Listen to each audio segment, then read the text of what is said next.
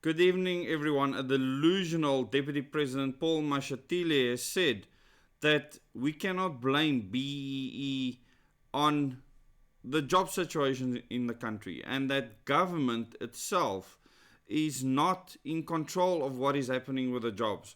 Now, he's absolutely right. That is not government's job to make sure that people have jobs, but they need to create the environment where industry and business can flourish so that people can have jobs. And if you want to be in the highest tier of citizenry, you should be self reliant. And if you are, this job situation is not as much of a problem. But at the moment, because a lot of people are dependent on jobs, they become dependent on government decisions because the government decisions have chased so many companies out of the country, so many entrepreneurs, millionaire entrepreneurs out of the country.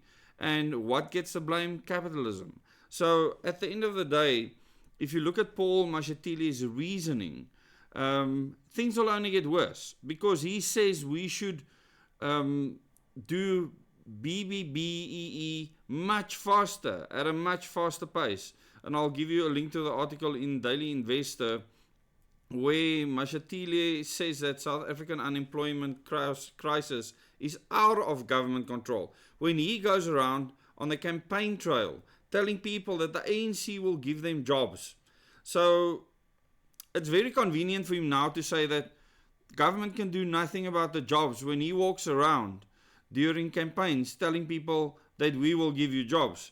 Deputy President Paul Mashatile said South Africa's unemployment crisis is largely due to a weak global economy and geopolitics rather than local policies like BEE. Mashatile also dismissed the argument that BBBEE was a failed policy, saying it should be implemented more rigorously. So just understand, this is the African National Congress's plan, is to embolden BEE. And he famously said that if we get rid of BEE, it's like going back to apartheid. And I would like to say to him that when you implemented BEE, it was like going back to apartheid. And you can tell me in the comments what you think about that.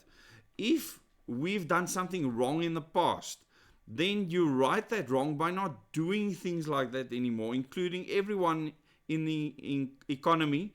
And the government can help those that are struggling, people that cannot help themselves, people that aren't able to work, people that are sickly, those that are vulnerable like the aged and children, etc. Government can do that if people in the communities don't do that themselves. But to go and say that an entire group of people is excluded from getting certain jobs has brought us to where we are at. You know, if you are a liberation movement and you are about pie in the sky ideals and you don't know how to implement those ideals and make them real, the electorate will desert you.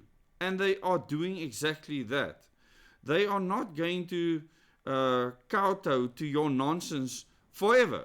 That's why all liberation movements end up failing and their governments getting overthrown. And it's not much longer before the ANC is a complete dusty part of history. So this was said in response to a question posed by DA MP Paul Swart in a recent National Council of Provinces plenary. And the question is the amount of people that are unemployed at the moment. And I'm not going to go through the whole article. I just want to get to the crux. South Africa's unemployment crisis, we have one of the highest unemployment rates in the world, with the latest figures standing at 33.2%. So if Paul Mashatile, if you are saying that it's the global geopolitics and the global economic situation, then why are we the worst in that situation?